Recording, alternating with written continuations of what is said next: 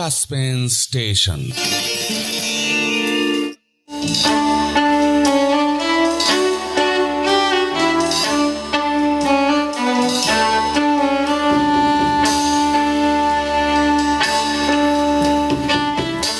আজ ২রা মে ২০২১। আমাদের মানিকদা, বাংলার মানিক, শিল্পের দেবদূত ক্ষণজন্ম বিস্ময় পুরুষ সত্যজিৎ রায়ের ১০০তম জন্মদিন। নিজস্ব সংস্কৃতি ও স্থানীয় উপাদানকে তিনি শিল্পে রসে রাঙিয়ে বর্ণিল করে বিশ্ব দরবারে তুলে ধরেছেন মূলত বাঙালিরই আত্মপরিচয়। শিল্পের সার্থকতার এ এক প্রকৃষ্ট উদাহরণ। চলচ্চিত্রের যুগস্রষ্টা তো বটেই, অঙ্কনে, সঙ্গীতে, নৃত্যে, সুরে, সাহিত্যে তিনি বিশ্বময় বিস্ময় ব্যক্তিত্ব। তার মতো বহুমুখী শিল্পীর জন্ম এ মাটিতে আজও হয়নি। তার প্রতি শ্রদ্ধা, ভালোবাসা, ভক্তি, কৃতজ্ঞতা জানাবার সত্যিকার কোনো ভাষা আমাদের নেই।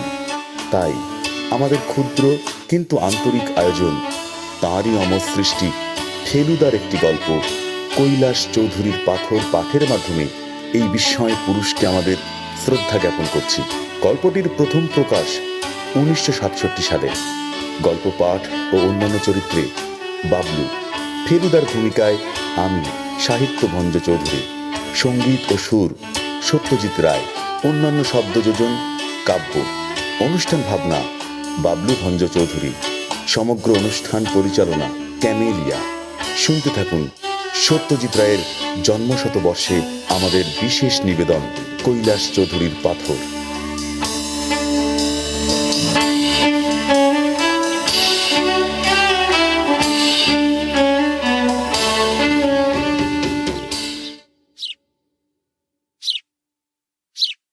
কার্ডটা কিরকম হয়েছে দেখতো। ফেলুদা ওর মানি ব্যাগের ভেতর থেকে হঠাৎ করে একটা ভিজিটিং কার্ড বের করে আমায় দেখতে দিল। দেখি তাতে ছাপার অক্ষরে লেখা রয়েছে প্রদোষ মিত্তর, প্রাইভেট ইনভেস্টিগেটর। বুঝতে পারলাম ফেলুদা এবার তার গোয়েন্দাগিরির ব্যাপারটা বেশ ফলাও করে জাহির করছে। আর তা করবে নাই বা কেন? বাদশাহী আংটির শয়তানকে ফেলুদা যেভাবে শায়েস্তা করেছিল সে কথা ও ইচ্ছা করলে সকলকে বুক ফুলিয়ে বলে বেড়াতে পারত। তার বদলে ও শুধু একটি ভিজিটিং কার্ড ছাপিয়েছে, এই তো। ফেলুদার নাম আপনা থেকেই বেশ রটে গিয়েছিল। আমি জানি ও এর মধ্যে ২-৩টে রহস্যের ব্যাপারে গোয়েন্দাগিরির অফার পেয়েছে, কিন্তু কোনোটাই ওর মনের মতো হয়নি বলে না করে দিয়েছে। কার্ডটা ব্যাগের মধ্যে পুরে রেখে পা দুটো টেবিলের উপর তুলে লম্বা করে ছড়িয়ে দিয়ে ফেলুদা বলল, বড়দিনের ছুটিতে কিছুটা মাথা খাটানোর প্রয়োজন হবে বলে মনে হচ্ছে। আমি বললাম, কি কাজে তোমাকে মাথা ঘামাতে হবে বললে না? ফেলুদার কথাটা শুনে ভীষণ এক্সাইটেড লাগছিল, কিন্তু বাইরে সেটা একদম দেখালাম না। ফেলুদা তার প্যান্টের পাশের পকেট থেকে একটা ছোট্ট কৌটো বার করে তার থেকে খানিকটা মাদ্রাজি সুপুরি নিয়ে মুখে পুরে দিয়ে বলল, তোর খুব উত্তেজিত লাগছে বলে মনে হচ্ছে। সে কি? ফেলুদা বুঝলো কি করে? ফেলুদা নিজেই আমার প্রশ্নের জবাব দিয়ে দিল। কি করে বুঝলাম ভাবছিস? মানুষ তার মনের ভাব যতই গোপন করার চেষ্টা করুক না কেন, তার বাইরের ছোটখাটো হাবভাব থেকেই সেটা ধরা পড়ে যায়। কথাটা যখন তোকে বললাম ঠিক সেই সময়টা তোর একটা হাই আসছিল, কিন্তু কথাটা শুনে মুখটা খানিকটা খুলেই বন্ধ হয়ে গেল। তুই যদি আমার কথায় উত্তেজিত না হতিস তাহলে কিন্তু যথারীতি হাইটা তুলতিস, মাঝ পথে থেমে যেতিস না। ফেলুদার এই ব্যাপারগুলো সত্যিই আমাকে অবাক করে দিত। ও বলতো, পর্যবেক্ষণে ক্ষমতা না থাকলে ডিটেকটিভ হবার কোনো মানে হয় না। এ ব্যাপারে যা খাঁটি কথা বলার সবই শার্লক হোমস বলে গেছেন, আমাদের কাজ শুধু তাকে ফলো করা। কৈলাস চৌধুরী নাম শুনেছিস? শ্যামপুকুরের কৈলাস চৌধুরী। আমি বললাম, না শুনিনি। কত বিখ্যাত লোক আছে কলকাতা শহরে, তার কজনের নামই বা আমি শুনেছি।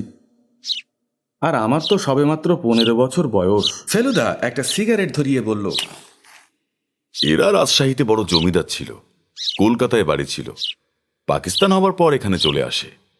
কৈলাসবাবুর পেশা হচ্ছে ওকালতি, তাছাড়া শিকারী হিসাবে নামডাক আছে। ২খানা শিকারের বই লিখেছেন। এই কিছুদিন আগে জলদাপাড়া রিজার্ভ ফরেস্টে একটা হাতি পাগল হয়ে গিয়ে উৎপাত আরম্ভ করেছিল। উনি গিয়ে সেটাকে মেরে এলেন। কাগজে নামটাম বেরিয়েছিল। কিন্তু তোমার মাথা খাটাতে হচ্ছে কেন? ভদ্রলোকের জীবনে কোনো রহস্য আছে নাকি? ফেলুদা জবাব না দিয়ে তার কোটের বুক পকেট থেকে একটা চিঠি বার করে আমাকে দিল। পড়ে দেখ।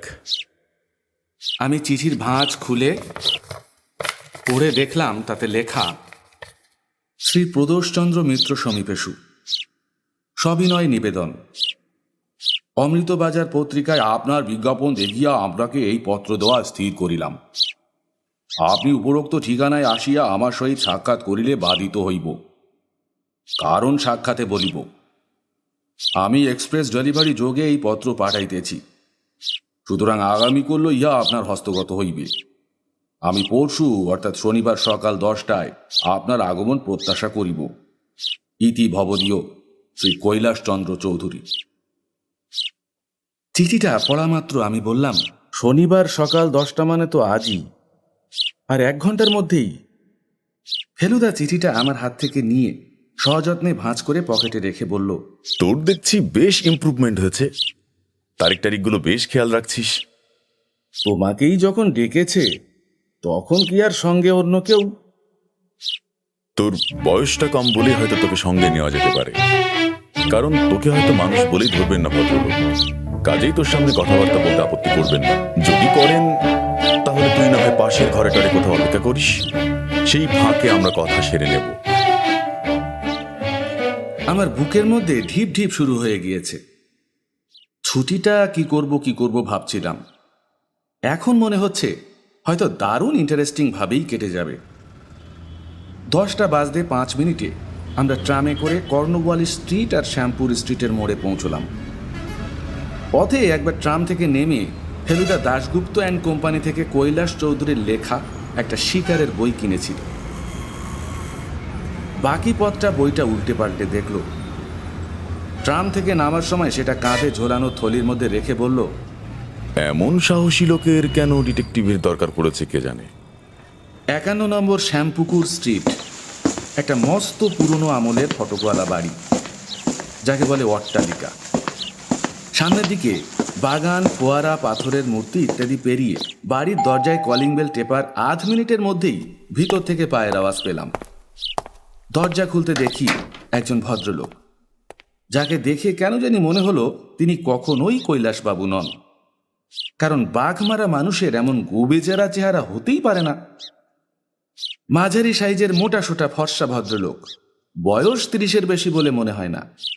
চোখের চাহনিতে কেমন জানি একটা সরল ছেলে মানুষই ভাব। লক্ষ্য করলাম ভদ্রলোকের হাতে একটা ম্যাগনিফাইং গ্লাস রয়েছে। গলার আওয়াজ দেখলাম মানানসই রকমের মিহি ও নরম। কাকে চান আপনারা? ফেলুদা একটা কার্ড বার করে ভদ্রলোককে দিয়ে বলল, কৈলাসবাবুর সঙ্গে আমার একটা অ্যাপয়েন্টমেন্ট আছে, উনি চিঠি দিয়েছিলেন। ভদ্রলোক কার্ডটায় চোখ বুলিয়ে বললেন, আসুন ভিতরে। দরজা দিয়ে ঢুকে একটা সিঁড়ি পেরিয়ে ভদ্রলোক একটা আপিস ঘরে নিয়ে গিয়ে আমাদের অপেক্ষা করতে বললেন। আপনারা একটু বসুন, আমি মামাবাবুকে খবর দিচ্ছি। বহুদিনের পুরনো একটা কালো টেবিলের সামনে 2টো পুরনো হাতলওয়ালা চেয়ারে আমরা বসলাম। ঘরে 3 দিকে আলমারি বোঝাই পুরনো বই। সামনে টেবিলের উপর নজর যেতে একটা মজার জিনিস দেখলাম। 3খানা মোটা স্ট্যাম্প অ্যালবাম একটার উপর আরেকটা স্তূপ করে রাখা রয়েছে। আরেকটা অ্যালবাম খোলা অবস্থায় পড়ে আছে, যাতে সারি সারি স্ট্যাম্প যত্ন করে আটকানো রয়েছে। কয়েকটা সেলোফেনের মধ্যে কিছু আলগা স্ট্যাম্পও রয়েছে। আর তাছাড়া রয়েছে স্ট্যাম্প কালেক্টরদের অত্যন্ত দরকারি ও আমার খুব চেনা কয়েকটি জিনিস, যেমন হিঞ্জ, চিমটে, স্ট্যাম্পের ক্যাটালগ ইত্যাদি। এখন বুঝতে পারলাম ভদ্রলোকের হাতের ম্যাগনিফাইং গ্লাসটাও এই কাজেই ব্যবহার হয়, আর তিনি এইসব স্ট্যাম্পের কালেক্টর। ফেলুদাও ওইসবের দিকেই দেখছিল, কিন্তু ও নিয়ে আমাদের মধ্যে কিছু কথা হবার আগেই ভদ্রলোক ফিরে এসে বললেন, আপনারা বৈঠকখানে এসে বসুন, মামা এক্ষুনি আসছেন। মাথার উপর বিরাট ঝাড়লণ্ঠনওয়ালা বৈঠকখানায় গিয়ে আমরা দুজনে সাদা খোলস দিয়ে ঢাকা একটা প্রকাণ্ড সোফার উপর বসলাম। ঘরের চারদিকে পুরনো বড়লোকি ছাপ। একবার বাবার সঙ্গে বেলেঘাটার মল্লিকদের বাড়িতে ঠিক এই রকম সব আসবাব পেন্টিং, মূর্তি আর ফুলদানির ছড়াছড়ি দেখেছিলাম। এছাড়া রয়েছে মেঝের উপর একটা রয়্যাল বেঙ্গল টাইগারের ছাল, আর দেওয়ালে 4টে হরিণ, 2টো চিতাবাঘ আর একটা মহিষের মাথা। প্রায় 10 মিনিট বসে থাকার পর একজন মাঝবয়সী কিন্তু বেশ জোয়ান গোছের ভদ্রলোক ঘরে ঢুকলেন। তাঁর রং ফর্সা, নাকের তলায় সরু গোঁফ আর গায়ে সিল্কের পাঞ্জাবি পায়জামা আর ড্রেসিং গাউন। আমরা দুজনেই উঠে দাঁড়িয়ে নমস্কার করলাম। ভদ্রলোক আমাকে দেখে যেন ভুরুটা একটু কপালে তুললেন। ফেলুদা বলল, এটি আমার খুড়তুতো ভাই। আপনারা কি দুজনে একসঙ্গে ডিটেকটিভগিরি করেন? আগে না, তবে ঘটনাচক্রে আমার সবকটা কেসের সঙ্গেই তপেশ জড়িত ছিল। ও কোনো অসুবিধা করেনি কখনো। ভদ্রলোক আমাদের পাশের সোফাতে বসে বললেন, বেশ, অবনীশ, তুমি যেতে পারো। এদের জন্য একটু জলযোগের ব্যবস্থা দেখো। স্ট্যাম্প জমানো ভদ্রলোকটি দরজায় এসে দাঁড়িয়েছিলেন। তিনি তার মামার আদেশ শুনে চলে গেলেন। কৈলাস চৌধুরী ফেলুদার দিকে চেয়ে বললেন, কিছু মনে করবেন না, আমার চিঠিটা কি আপনি সঙ্গে এনেছেন? ফেলুদা একটু হেসে বলল, আমি যে প্রদোষ মিত্তির সেটার প্রমাণ চাইছেন তো? এই যে আপনার চিঠি। ফেলুদা পকেট থেকে কৈলাসবাবুর চিঠিটা বার করে ভদ্রলোকের হাতে দিল। উনি সেটা একবার চোখ বুলিয়ে থ্যাংক ইউ বলে ফেলুদাকে ফেরত দিয়ে দিলেন। এসব প্রিকশন নিতেই হয়, বুঝতেই পারছেন। যাই হোক, শিকারি বলে আমার একটা নাম রাখা আছে, জানেন বোধ হয়। ফেলুদা বলল, আগে হ্যাঁ। ঘরের দেওয়ালে জানোয়ারের মাথাগুলির দিকে আঙুল দেখিয়ে ভদ্রলোক বললেন, এগুলো সব আমারই শিকার। 17 বছর বয়সে বন্দুক চালাতে শিখি। তার আগে অবশ্যই এয়ারগান দিয়ে পাখিটাকি মেরেছি। সম্মুখ সমরে জানোয়ার কোনোদিন আমার সঙ্গে পেরে উঠবে বলে মনে হয় না। কিন্তু যে শত্রু অদৃশ্য ও অজ্ঞাত, সে আমাকে বড় ভাবিয়ে তোলে। ভদ্রলোক একটু থামলেন। আমার বুকের ভেতরটায় আবার ঢিপ ঢিপ শুরু হয়েছে। জানি এক্ষুনি ভদ্রলোক রহস্যের কথাটা বলবেন, কিন্তু এত কায়দা করে আস্তে আস্তে আসল কথাটায় যাচ্ছেন যে তাতে যেন সাসপেন্স আরো বেড়ে যায়। কৈলাসবাবু আবার শুরু করলেন, আপনার বয়স যে এত কম তা জানা ছিল না। কত হবে বলুন তো? ফেলুদা বলল, 28। কাজেই যে কাজের ভার আপনাকে দিতে যাচ্ছি সেটা আপনার পক্ষে কতদূর সম্ভব তা জানি না। পুলিশকে আমি এ ব্যাপারে জড়াতে চাই না, কারণ এর আগে আরেকটা ব্যাপারে তাদের সাহায্য নিয়ে ঠকেছি। ওরা অনেক সময় কাজের চেয়ে অকাজটা করে বেশি। আর এটাও ঠিক যে আমি তরুণদের অশ্রদ্ধা করি না মোটেই। কাঁচা বয়সের সঙ্গে পাকা বুদ্ধির সমাবেশটা খুব জোরালো হয় বলেই আমার বিশ্বাস। এবারে কৈলাসবাবুর থামার সুযোগ নিয়ে ফেলুদা গলা খাঁকরিয়ে বলল, ঘটনাটা কি সেটা যদি বলেন। কৈলাসবাবু এ কথার কোনো উত্তর না দিয়ে পকেট থেকে একটা ভাঁজ করা কাগজ বার করে ফেলুদাকে দিয়ে বললেন, দেখুন তো এটা পড়ে কি বোঝেন? ফেলুদা কাগজটা খুলে ধরতে আমি পাশ থেকে ঝুঁকে পড়ে সেটায় চোখ বুলিয়ে নিলাম। তাতে ইংরেজিতে যা লেখা রয়েছে তার মানে হয় এই, পাপের বোঝা বাড়িও না। যে জিনিসে তোমার অধিকার নেই সে জিনিস তুমি আগামী সোমবার বিকেল 4টের মধ্যে ভিক্টোরিয়া মেমোরিয়ালের দক্ষিণ গেটের 20 হাত ভিতর থেকে রাস্তার বাঁ ধারে লিলি ফুলের প্রথম সারির প্রথম গাছটার নিচে রেখে আসবে। আদেশ অমান্য করার বা পুলিশ গোয়েন্দার সাহায্য নেওয়ার ফল ভালো হবে না। তোমার অনেক শিকারের মতোই তুমিও শিকারে পরিণত হবে, এ কথা জেনে রেখো। কি মনে হয়? গম্ভীর গলায় কৈলাসবাবু প্রশ্ন করলেন। ফেলুদা কিছুক্ষণ মনোযোগ দিয়ে চিঠিটা দেখে বলল, হাতের লেখা ভাড়ানো হয়েছে, কারণ একই অক্ষর 2-3 জায়গায় 2-3 রকম ভাবে লেখা হয়েছে। আর নতুন প্যাডের প্রথম কাগজে লেখা। সেটা কি করে বুঝলেন? ফেলুদা চিঠিটা ফেরত দিয়ে বলল, প্যাডের কাগজে লেখা হলে তার পরের কাগজে সে লেখার কিছুটা ছাপ থেকে যায়। এ কাগজ একেবারে মসৃণ। Very good.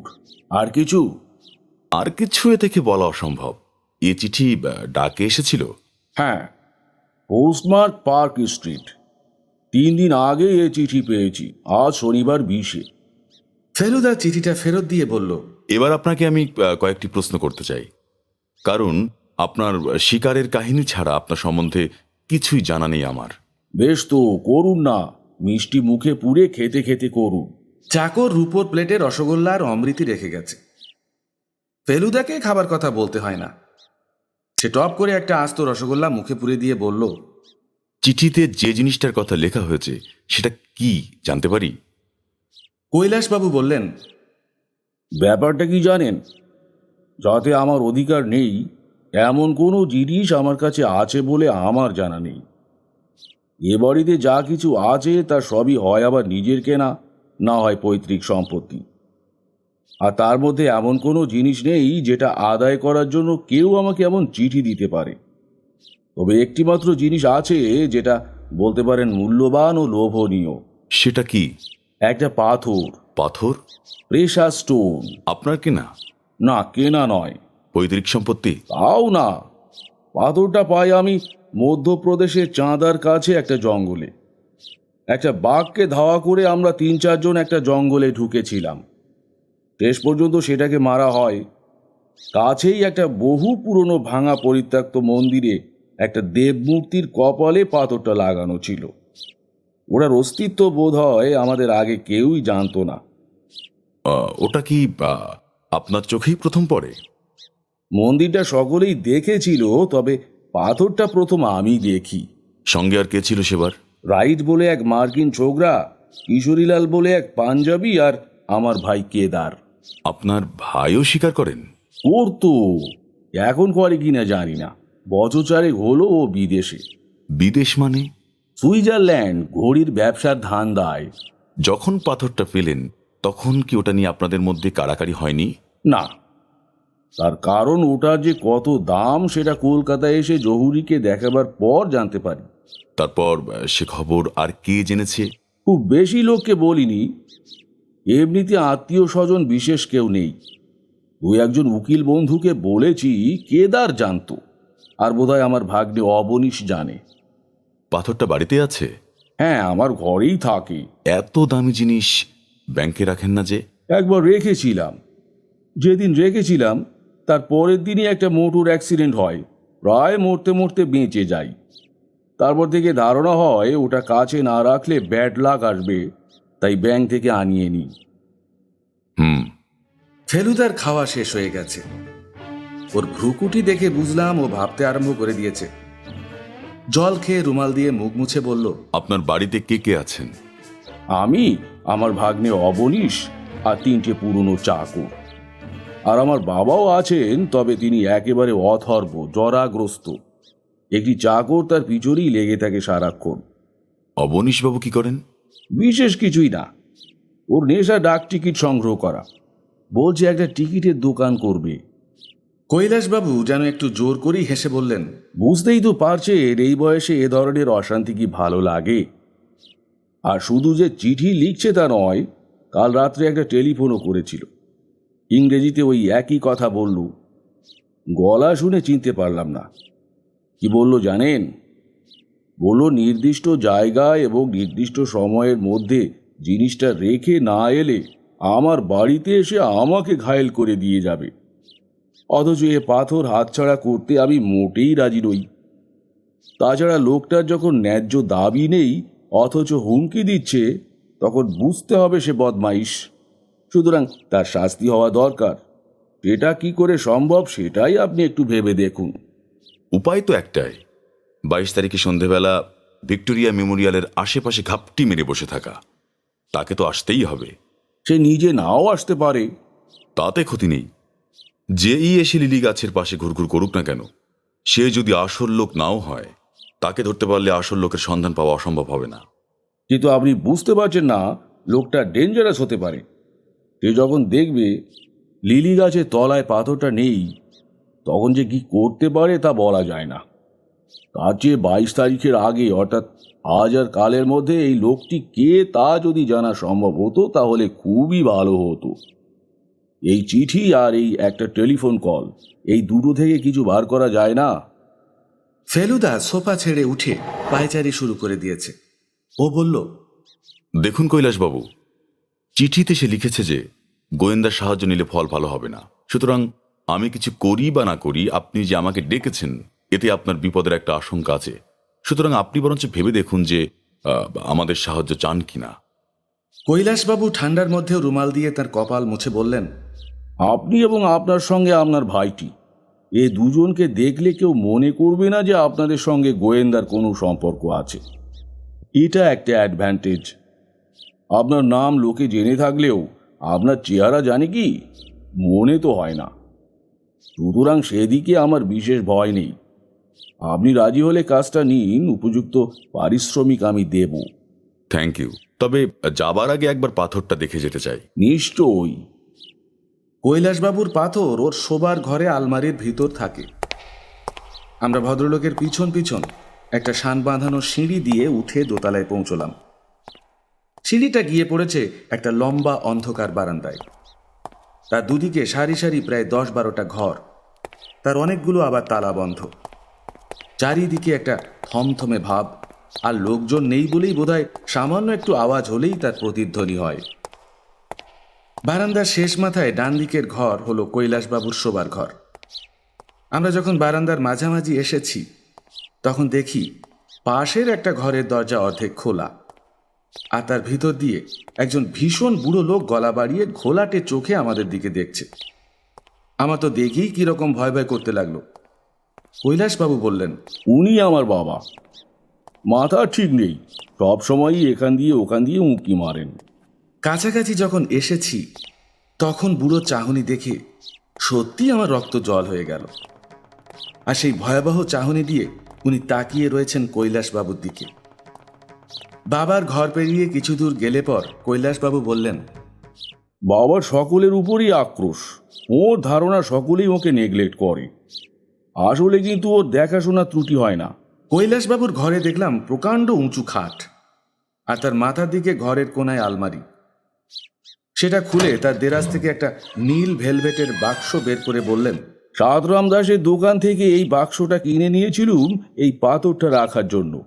বাক্সটা খুলে নীল আর সবুজ রং মেশানো লিচুর সাইজের একটা ঝলমলে পাথর বার করে কৈলাসবাবু ফেলুদার হাতে দিয়ে বললেন, একে বলে ব্লুবেরিল, ব্রাজিল দেশে পাওয়া যায়।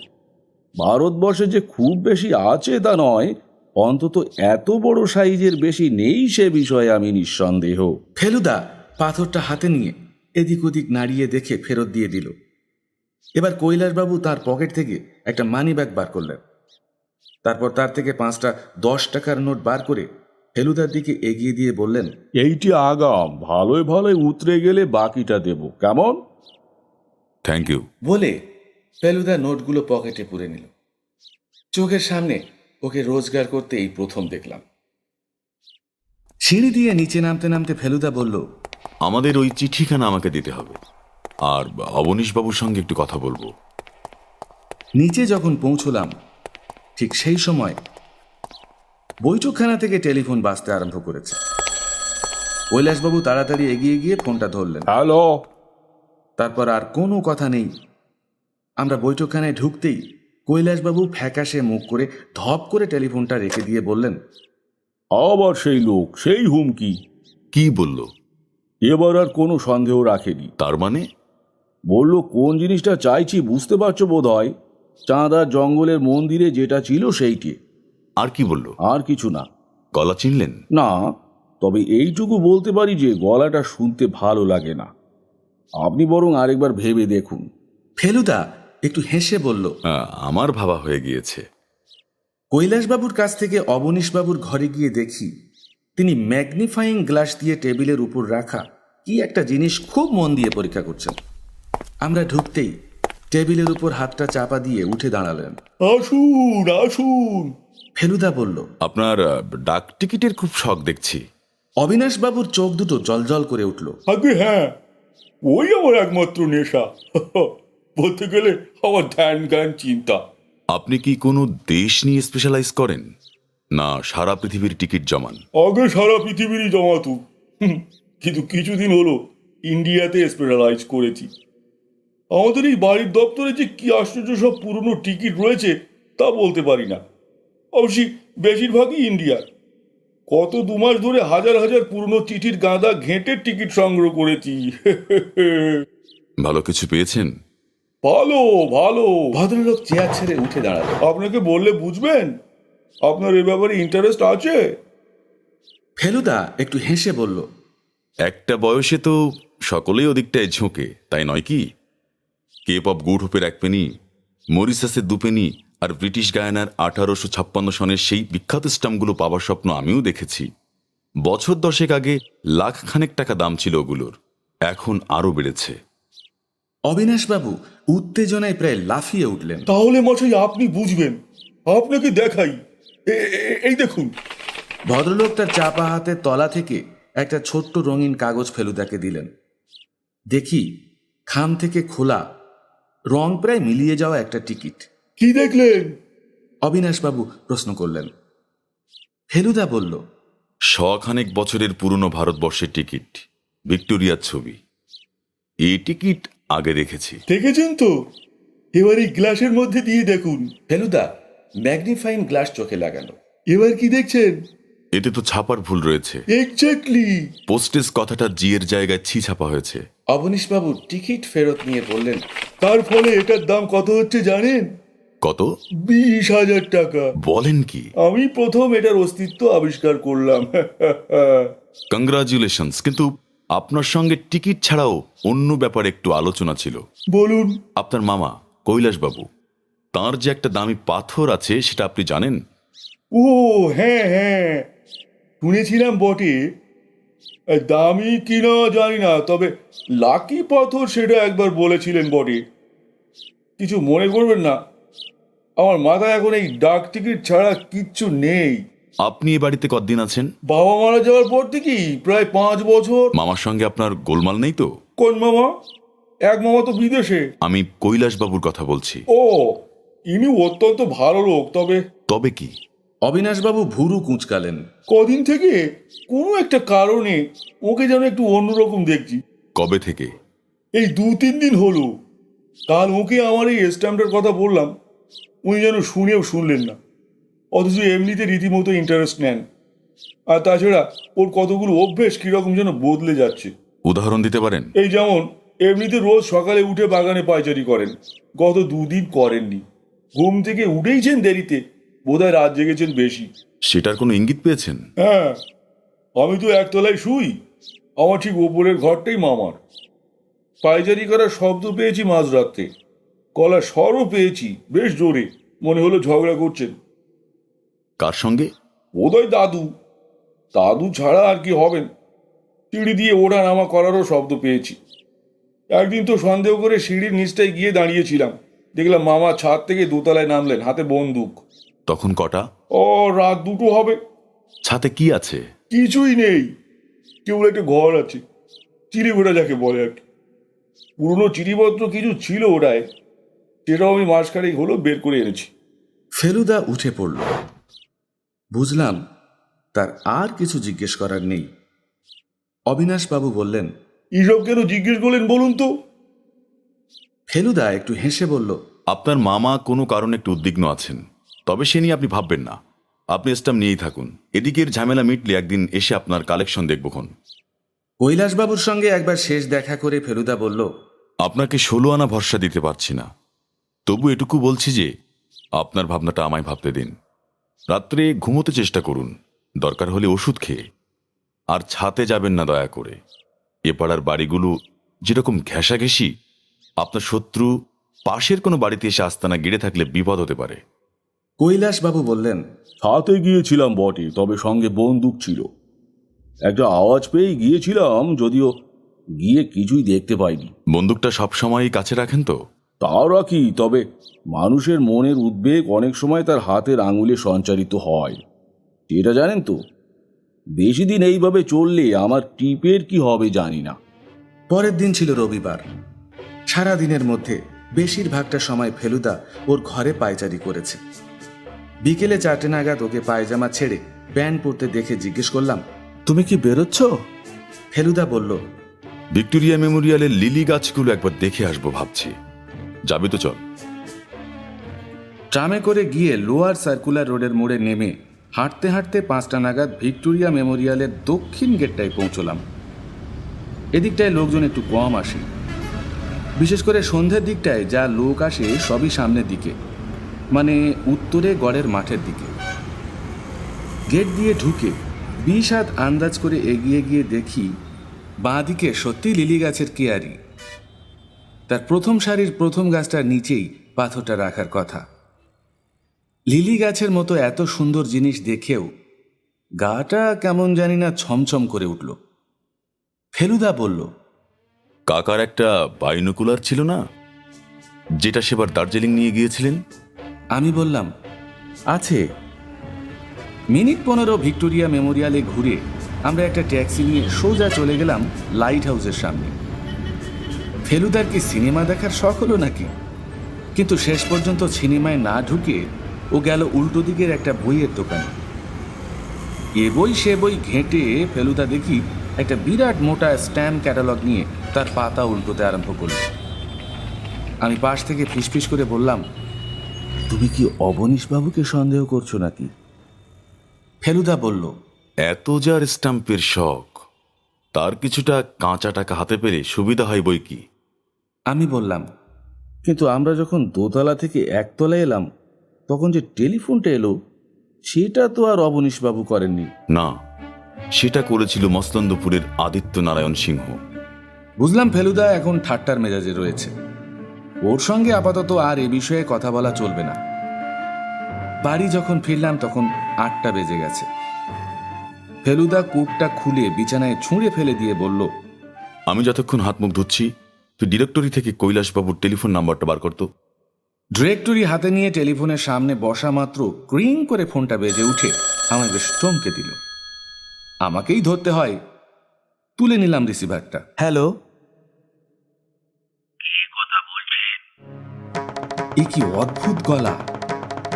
এ গলা তো চিনি না। বললাম, কাকে চাই? কর্কশ গম্ভীর গলায় উত্তর এলো,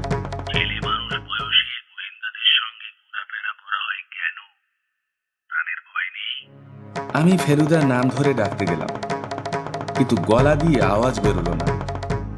কাঁপতে কাঁপতে টেলিফোনটা রেখে দেওয়ার আগে শুনতে পেলাম লোকটা বলল,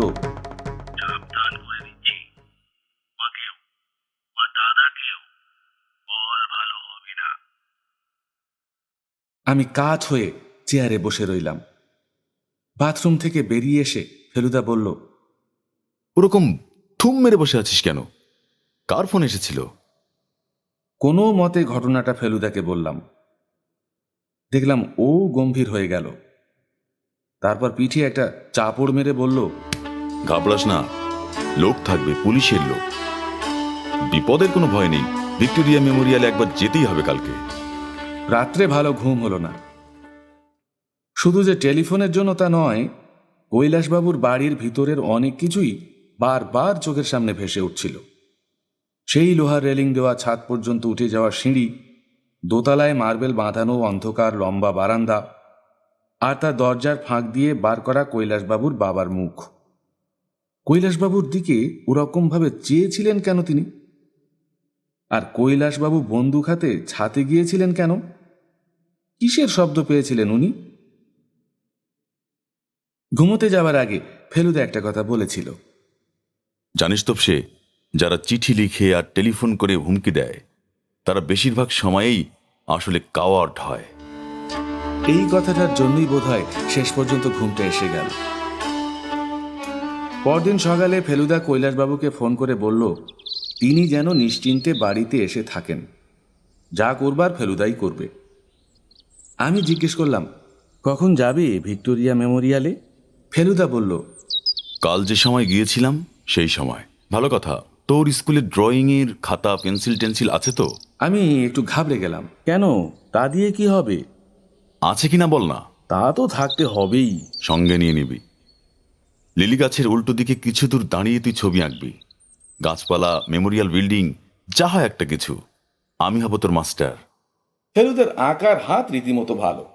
বিশেষ করে মাত্র একবার যে মানুষকে দেখেছে, পেন্সিল দিয়ে খসখস করে মোটামুটি তার একটা পোর্ট্রেট আঁকার আশ্চর্য ক্ষমতা ফেলুদার আছে।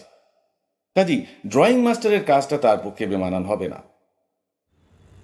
শীতকালের দিন ছোট হয়, তাই আমরা 4টের কিছু আগেই ভিক্টোরিয়া মেমোরিয়াল পৌঁছে গেলাম। সোমবার ভিড়টা আরও কম। 3টে পেরাম্বুলেটার সাহেবের বাচ্চাদের নিয়ে নেপালি আয়ারা ঘোরাফেরা করছে। একটা পরিবারকে দেখে মারোয়ারি বলে মনে হলো, আর তাছাড়া 2-1 বুড়ো ভদ্রলোক। এদিকে আর বিশেষ কেউ নেই। কম্পাউন্ডের মধ্যেই, কিন্তু গেট থেকে বেশ কিছুটা দূরে চৌরঙ্গির দিকটা একটা বড় গাছের তলায় 2জন প্যান্ট পরা লোককে দেখলাম। যাদের দিকে দেখিয়ে ফেলুদা আস্তে করে আমার কনুই দিয়ে একটা খোঁচা দিল। বুঝলাম ওরাই হচ্ছে পুলিশের লোক। ওদের কাছে নিশ্চয়ই লুকোনো রিভলভার আছে। ফেলুদার সঙ্গে পুলিশের কিছু লোকের বেশ খাতির আছে, এটা জানতাম। লিলি ফুলের শাড়ির উল্টো দিকে কিছুটা দূরে খাতা পেন্সিল বার করে ছবি আঁকতে আরম্ভ করলাম। এই অবস্থায় কি আঁকায় মন বসে? চোখ আর মন দুটোই অন্যদিকে চলে যায়। আর ফেলুদা মাঝে মাঝে এসে ধমক দেয় আর পেন্সিল দিয়ে খসখস করে হিজিবিজি এঁকে দেয়। যেন কতই না কারেক্ট করছে। আমার কাছ থেকে দূরে সরে গেলেই ফেলুদা বাইনোকুলার চোখে লাগিয়ে এদিক ওদিক দেখে। সূর্য প্রায় ডুবু ডুবু। কাছেই গির্জার ঘড়িতে ঢং ঢং করে 5টা বাজল। লোকজন কমে আসছে, কারণ একটু পরেই বেশ ঠান্ডা পড়বে। মারোয়ারিরা একটা বিরাট গাড়িতে উঠে চলে গেল। আয়াগুলো পেরাম্বুলেটার ঠেলতে ঠেলতে রওনা দিল। লোয়ার সার্কুলার রোড দিয়ে আপিস ফেরতা গাড়ির ভিড় আরম্ভ হয়েছে। ঘন ঘন হর্নের শব্দ কানে আসছে। ফেলুদা আমার পাশে এসে ঘাসের উপর বসতে গিয়ে বসল না। দেখলাম তার চোখ ভিক্টোরিয়া মেমোরিয়ালের গেটের দিকে। আমি সেই দিকে চেয়ে গেটের বেশ কিছুটা বাইরে রাস্তার ধারে একজন ব্রাউন চাদর জড়ানো লোক ছাড়া আর কাউকে দেখতে পেলাম না। ফেলুদার চোখে বাইনোকুলার লাগিয়ে কিছুক্ষণ ওই দিকে দেখে বাইনোকুলারটা আমার হাতে দিয়ে বলল, দেখ। ওই চাদর গায়ে দেওয়া লোকটাকে? হুম। বাইনোকুলার চোখে লাগাতেই লোকটা যেন 10 হাতের মধ্যে চলে এলো। আর আমিও চমকে উঠে বললাম, এ কি? এ যে কৈলাসবাবু নিজে এসে দাঁড়িয়ে রয়েছেন। হ্যাঁ, চল, নিশ্চয়ই আমাদের খুঁজতে এসেছেন।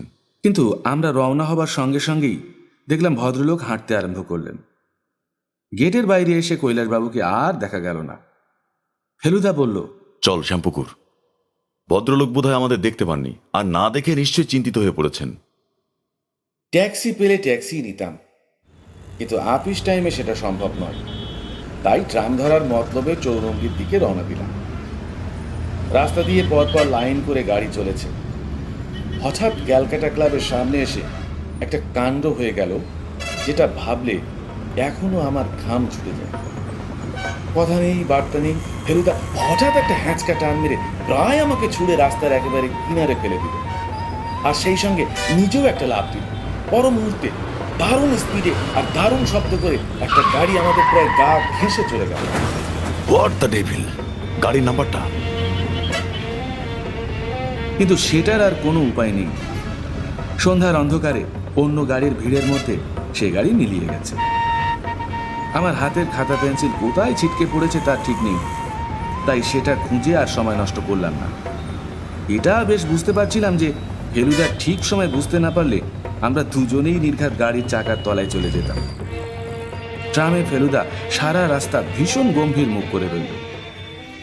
কৈলাসবাবুর বাড়িতে পৌঁছে সোজা বৈঠকখানায় গিয়ে সোফায় বসা কৈলাসবাবুকে ফেলুদা প্রথম কথা বলল, আপনি দেখতে পেলেন না আমাদের? ভদ্রলোক কেমন যেন থতমত খেয়ে গেলেন। বললেন, কোথায় দেখতে পেলাম না? কি বলছেন আপনি? কেন, আপনি ভিক্টোরিয়া মেমোরিয়াল যাননি? আমি? সে কি কথা? আমি তো এতক্ষণ শোবার ঘরে বিছানায় শুয়ে ভাবনায় ছটফট করছিলুম। এই সবেমাত্র নিচে এসেছি। তাহলে কি আপনার কোনো যমজ ভাই আছে নাকি? সে কি, আপনাকে সেদিন বলিনি? কি বলেননি? কেদারের কথা। কেদার যে আমার যমজ ভাই। ফেলুদা সোফার উপর বসে পড়ল। কৈলাসবাবুরও মুখটা যেন কেমন শুকিয়ে গেল। কাঁপা কাঁপা গলায় বললেন, আপনি কেদারকে দেখেছেন? সে ওখানে ছিল? উনি ছাড়া আর কেউ হতেই পারেন না। সর্বনাশ! কেন বলুন তো? কেদারবাবুর কি ওই পাথরটার উপর কোনো অধিকার ছিল? কৈলাসবাবু হঠাৎ কেমন যেন নেতিয়ে পড়লেন। সোফার হাতলে মাথাটা এলিয়ে দিয়ে একটা দীর্ঘশ্বাস ফেলে বললেন, তা ছিল কেদারই প্রথম পাথরটা দেখে। আমি মন্দিরটা দেখি, কিন্তু দেবমূর্তির কপালে পাথর কেদারই প্রথম দেখে। তারপর তারপর আর কি, এরকম আবদার করেই পাথরটা আমি নিই। অবশ্যই মনে জানতুম ওটা আমার কাছে থাকলে থাকবে, কেদার নিলে ওটা বেচে দেবে, দিয়ে টাকাটা নষ্ট করবে। আর ওটার যে কত দাম সেটা আমি জেনেও কেদারকে জানাইনি। সত্যি বলতে কি, কেদার যখন বিদেশে চলে গেল তখন আমার মনে একটা নিশ্চিন্ত ভাব এলো, কিন্তু ওখানে হয়তো ও বিশেষ সুবিধে করতে পারেনি, তাই ফিরে এসেছে।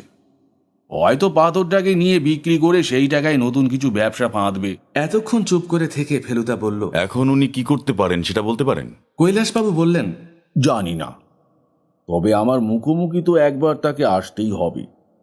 বাড়ি থেকে যখন বেরোই না আর লিলি গাছের নিচে পাথর যখন রাখিনি, তখন সে আসবেই। আপনি কি চান আমি এখানে থেকে একটা কোনো ব্যবস্থা করি? না, তার কোনো প্রয়োজন হবে না। সে আমাকে কথা বলার সুযোগ না দিয়ে কিছু করবে বলে মনে হয় না। আর কথা যদি বলতে আসে তাহলে ভাবছি পাথরটা দিয়েই দেব। আপনার কর্তব্য এখানেই শেষ।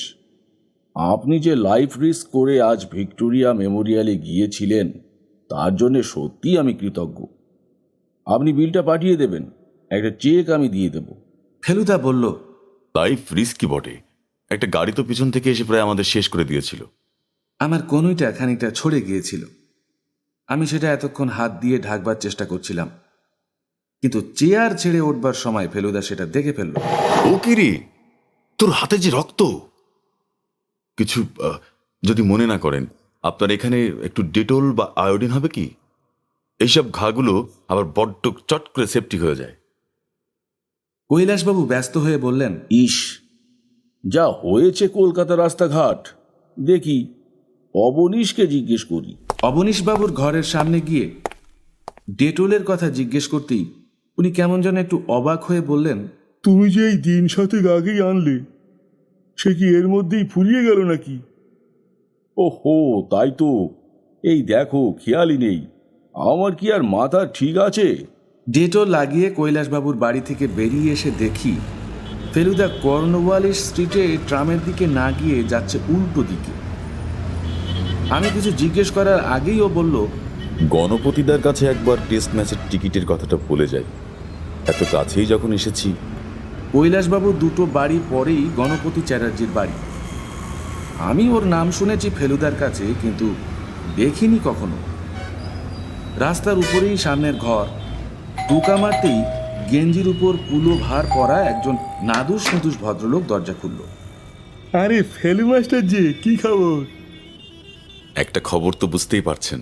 তা তো বুঝেছি, তবে সশরীরে তাগাদা না দিতে এলেও চলতো। তোমার রিকোয়েস্ট কি ভুলি? যখন বলেছি তখন দেবই। আসার কারণ অবশ্যই আরেকটা আছে। আপনার বাড়ির ছাদ থেকে শুনেছি উত্তর কলকাতার একটা খুব ভালো ভিউ পাওয়া যায়। একটা ফিল্ম কোম্পানির জন্য সেইটি একবার দেখতে চাইছিলাম। স্বচ্ছন্দে শটান সিঁড়ি দিয়ে চলে যাও, আমি এদিকে চায়ের আয়োজন করছি। চারতলা ছাতে উঠে পূব দিকে চাইতেই দেখি কৈলাসবাবুদের বাড়ি। একতলার বাগান থেকে ছাদ অবধি দেখা যাচ্ছে। দোতলার একটা ঘরে আলো জ্বলছে, আর তার ভিতরে একজন লোক খুটখুট করে এদিক ওদিক ঘুরে বেড়াচ্ছে। খালি চোখেই বুঝতে পারলাম সেটা কৈলাসবাবুর বাবা। ছাদের ওপর ওই যে চিলে কোঠা, তার জানলার দিকে দেয়ালটা দেখা যাচ্ছে, দরজাটা বোধহয় উল্টো দিকে। দোতলার একটা বাতি জ্বলে উঠল, বুঝলাম সেটা সিঁড়ির বাতি। ফেলুদা বাইনোকুলার চোখে লাগালো। একজন লোক সিঁড়ি দিয়ে উঠছে। কে? কৈলাসবাবু। এত দূর থেকেও তার লাল সিল্কের ড্রেসিং গাউনটা দেখেই বোঝা যায়। কয়েক সেকেন্ডের জন্য কৈলাসবাবুকে দেখা গেল না। তারপর হঠাৎ দেখি উনি ছাতে উঠে এসেছেন। আমরা দুজনেই চট করে একসঙ্গে নিচু হয়ে শুধু চোখ দুটো পাঁচিলের ওপর দিয়ে বার করে রাখলাম। কৈলাসবাবু এদিক ওদিক দেখে চিলেকোঠার উল্টো দিকে চলে গেলেন। তারপর ঘরের বাতি জ্বলে উঠল। কৈলাসবাবুকে জানলায় দেখা গেল। উনি আমাদের দিকে পিঠ করে দাঁড়িয়ে আছেন, আমার বুকের ভিতরে ভীষণ জোরে ঢিপ ঢিপ আরম্ভ হয়ে গেছে। কৈলাসবাবু কিছুক্ষণ দাঁড়িয়ে থেকে মাটিতে বসে পড়লেন। কিছুক্ষণ পর কৈলাসবাবু আবার ঘরের বাতি নিভিয়ে সিঁড়ি দিয়ে নিচে চলে গেলেন। ফেলুদা শুধু বলল, গোলমাল গোলমাল। ফেলুদার এরকম অবস্থায় আমি ওকে বিশেষ কিছু বলতে সাহস পাই না। অন্য সময় মাথায় চিন্তা থাকলেও পায়চারি করে, কিন্তু আজ দেখলাম ও শটান বিছানায় শুয়ে সিলিংয়ের দিকে তাকিয়ে আছে। রাত 9:30 দেখলাম ও নোট বইয়ে কি যেন হিজিবিজি লিখছে। ও আবার এসব লেখা ইংরেজি ভাষায়, কিন্তু গ্রিক অক্ষরে লেখে, আর সে অক্ষর আমার জানা নেই। এইটুকুই শুধু বুঝতে পারছিলাম যে কৈলাসবাবুর বারণ সত্ত্বেও ও এই পাথরের ব্যাপারে কাজ চালিয়ে যাচ্ছে। ঘুমোতে রাত হয়েছিল বলেই বোধহয় সকালে নিজে থেকে ঘুমটা ভাঙিনি, ভাঙলো ফেলুদার ঠেলাতে। এই তো ওঠ ওঠ। কিসের জন্য? শ্যামপুকুর যেতে হবে। ফোন করেছিলাম, কেউ ফোন ধরছে না, গন্ডগোল মনে হচ্ছে। 10 মিনিটের মধ্যে ট্যাক্সিতে উঠে উর্ধ্ব শ্বাসে ছুটে চললাম শ্যামপুকুরের দিকে।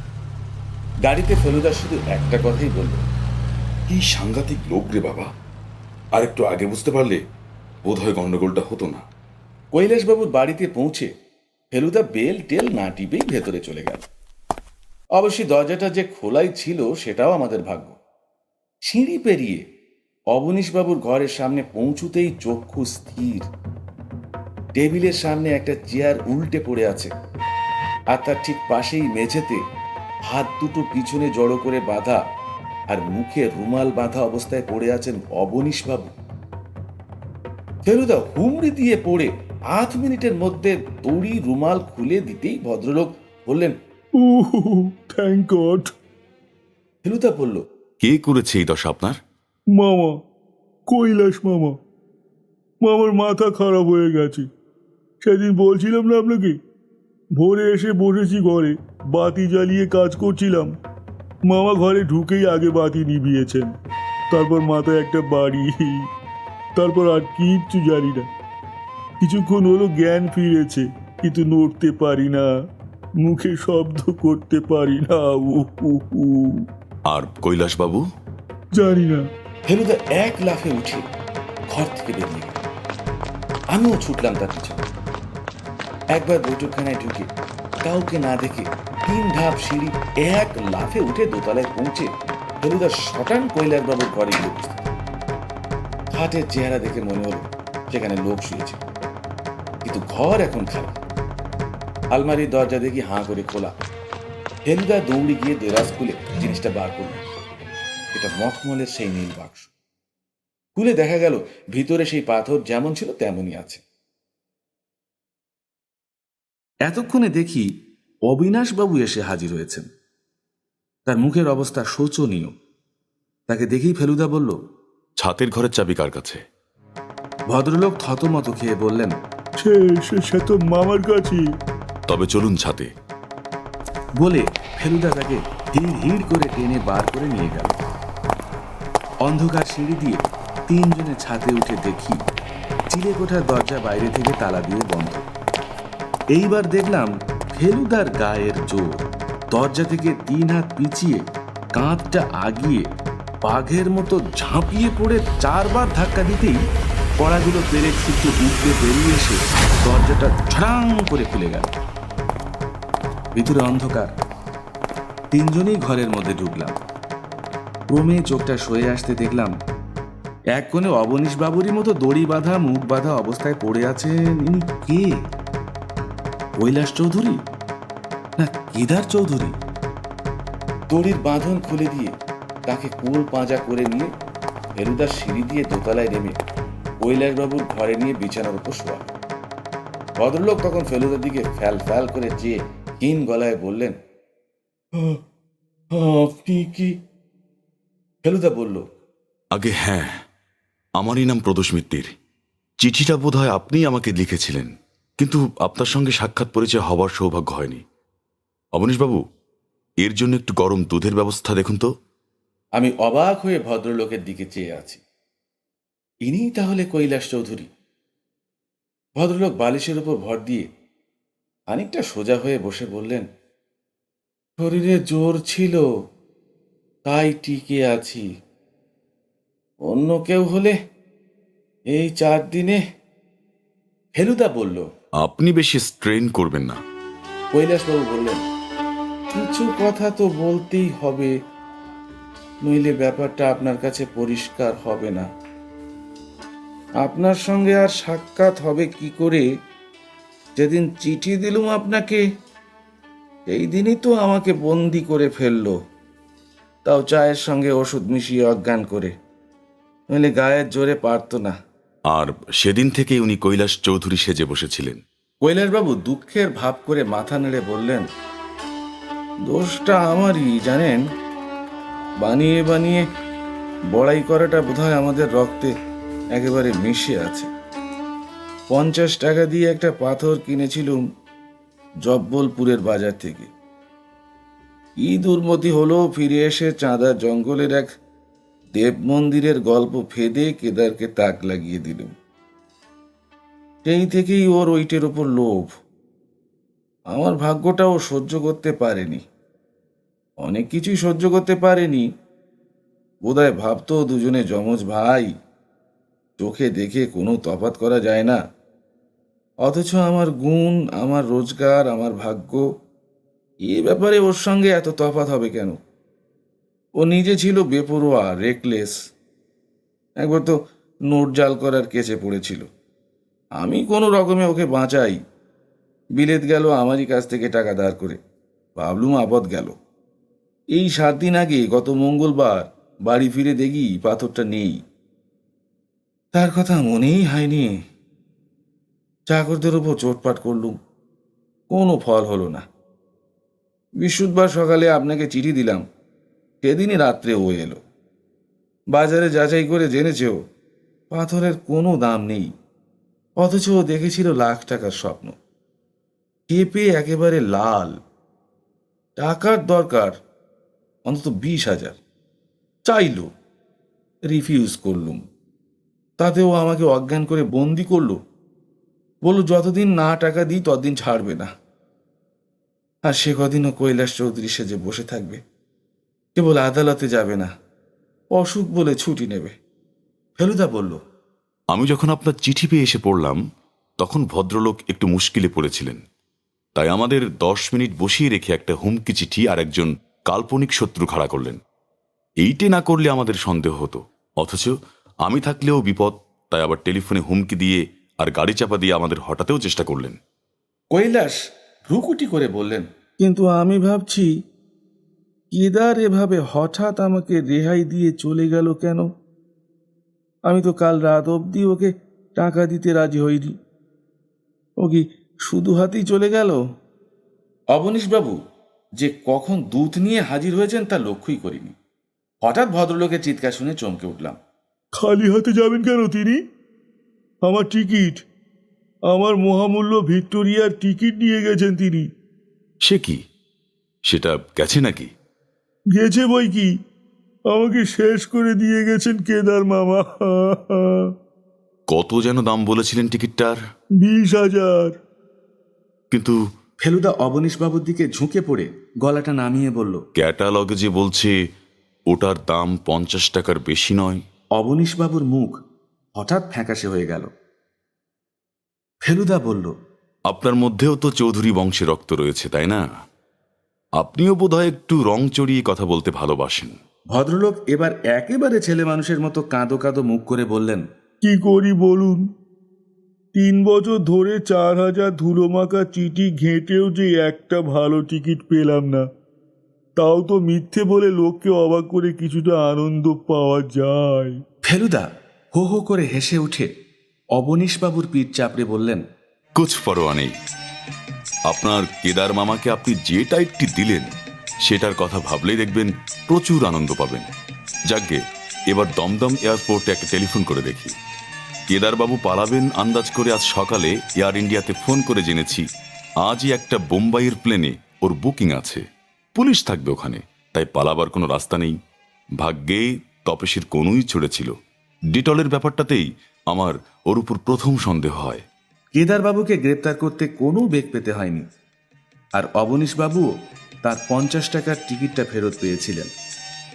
ফেলুদা যা টাকা পেল তাই দিয়ে আমাদের 3 দিন রেস্টুরেন্টে খাওয়া আর 2টো সিনেমা দেখার পরেও ওর পকেটে বেশ কিছু বাকি রইল। আজ বিকেলে বাড়িতে বসে চা খেতে খেতে ফেলুদাকে বললাম, ফেলুদা, একটা জিনিস ভেবে আমি বের করেছি, আর সেটা ঠিক কি না বলবে? কি ভেবেছিস শুনি? আমার মনে হয় কৈলাসবাবুর বাবা বুঝতে পেরেছিলেন যে কেদারবাবু কৈলাসবাবু সেজে বসে আছেন, আর সেই জন্যই সেদিন ওর দিকে কটমট করে চাইছিলেন। বাবারা নিশ্চয়ই নিজেদের যমজ ছেলেদের মধ্যে তফাৎ ধরতে পারে, তাই না? এক্ষেত্রে তা যদি নাও হয়, তাহলেও তোর ভাবনাটা আমার ভাবনার সঙ্গে মিলে গেছে বলে আমি তোকে সম্মানিত করছি। এই বলে ফেলুদা আমার প্লেট থেকে একটা জিলিপি তুলে নিয়ে মুখে পুরে দিল।